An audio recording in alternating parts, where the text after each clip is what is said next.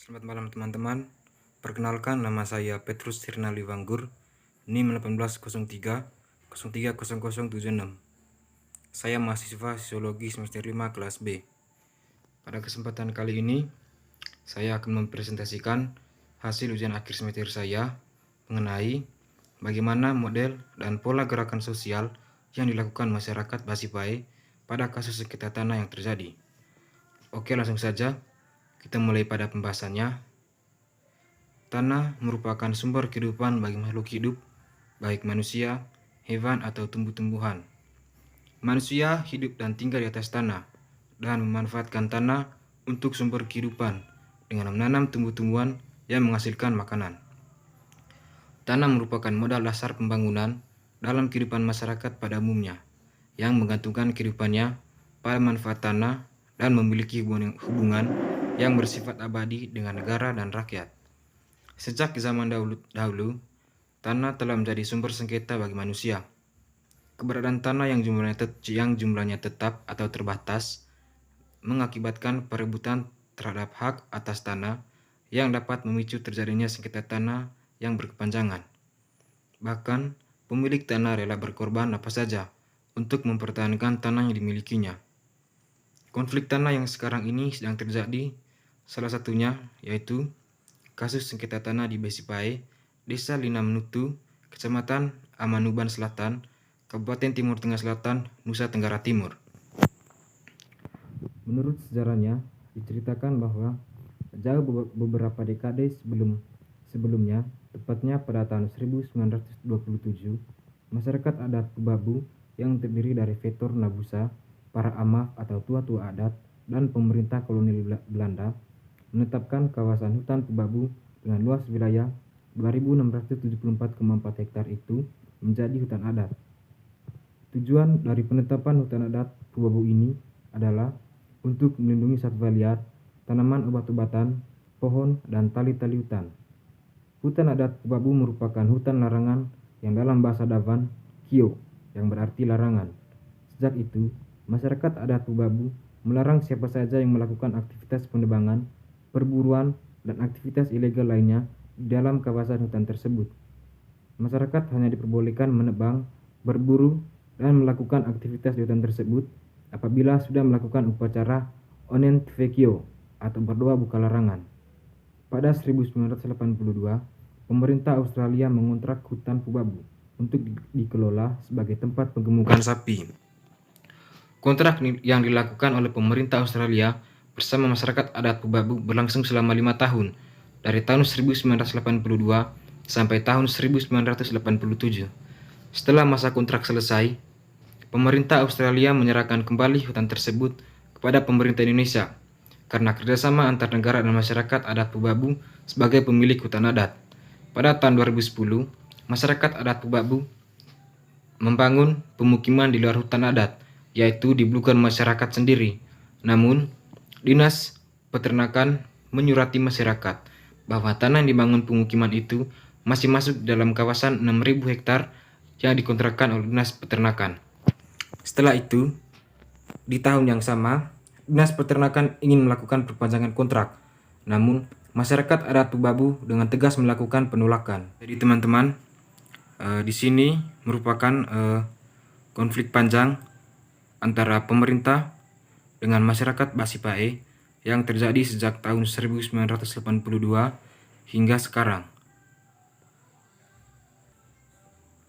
Berikutnya, kita masuk pada faktor penyebab timbulnya sengketa tanah. Yang pertama adalah faktor hukum, dan yang kedua adalah faktor non-hukum. Di sini, saya hanya berbicara mengenai faktor non-hukum, karena disesuaikan dengan masalah yang terjadi di Basipae.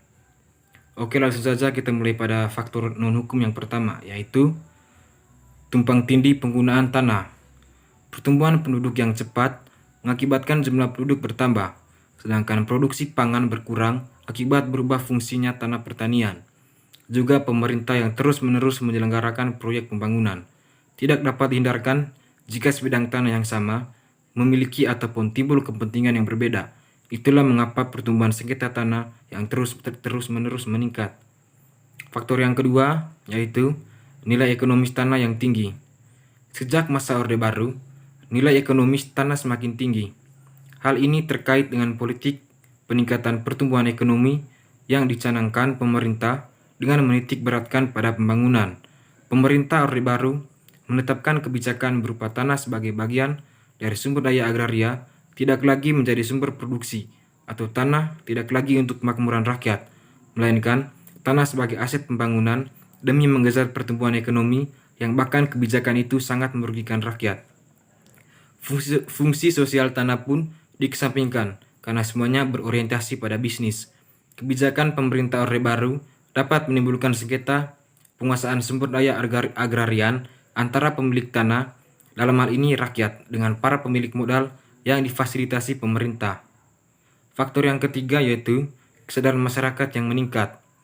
Perkembangan global serta peningkatan perkembangan ilmu pengetahuan dan teknologi berpengaruh pada peningkatan kesadaran masyarakat. Pola pikir masyarakat terhadap penguasaan tanah pun ikut berubah. Terkait dengan tanah sebagai aset pembangunan, maka muncul perubahan pola pikir masyarakat terhadap penguasaan tanah, yaitu tidak lagi menempatkan tanah sebagai sumber produksi, akan tetapi menjadikan tanah sebagai sarana untuk investasi atau komoditas ekonomi. Faktor yang berikutnya yaitu tanah tetap sedangkan penduduk bertambah. Pertumbuhan penduduk yang sangat cepat baik lewat kelahiran maupun migrasi serta urbanisasi, sementara luas lahan yang relatif tetap menjadikan tanah sebagai komoditas ekonomi yang nilainya sangat tinggi, sehingga setiap jengkal tanah dipertahankan mati-matian. Faktor yang terakhir yaitu kemiskinan. Kemiskinan merupakan masalah kompleks yang dipengaruhi oleh berbagai faktor yang berkaitan. Dalam memenuhi kebutuhan pertahanan, masyarakat miskin menghadapi masalah ketimpangan struktur, penguasaan, dan pemilikan tanah, serta ketidakpastian dalam penguasaan dan pemilikan lahan pertanian. Oke teman-teman, jadi menurut saya, faktor penyebab timbulnya sengketa tanah yang terjadi di Besipae termasuk dalam faktor non-hukum, karena adanya perbedaan penggunaan kepentingan tanah antara pemerintah provinsi dan masyarakat Besipae itu sendiri. Oke teman-teman, kita masuk pada gerakan penolakan masyarakat. Ada salah satu gerakan penolakan dari masyarakat yang menurut saya menarik, yaitu aksi telanjang.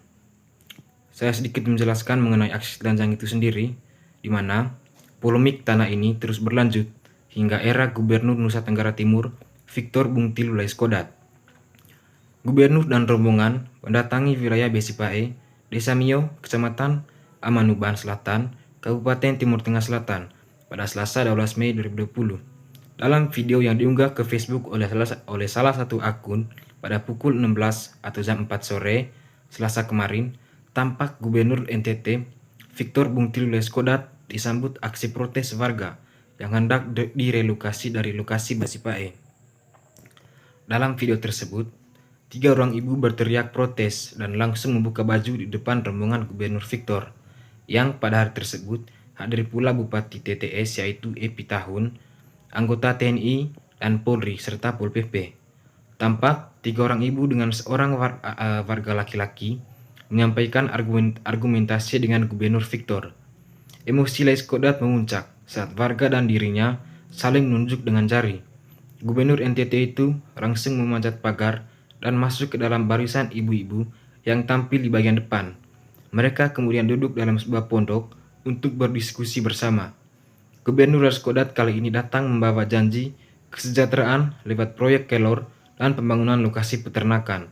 Untuk mewujudkan proyek itu, Gubernur Victor berencana merelokasikan puluhan warga di sana. Ini merupakan salah satu bentuk penolakan masyarakat Besipae menurut saya. Oke baik teman-teman, itu saja yang dapat saya sampaikan pada kesempatan kali ini. Mohon maaf jika ada kesalahan kata, dan akhir kata saya ucapkan selamat malam dan selamat beraktivitas.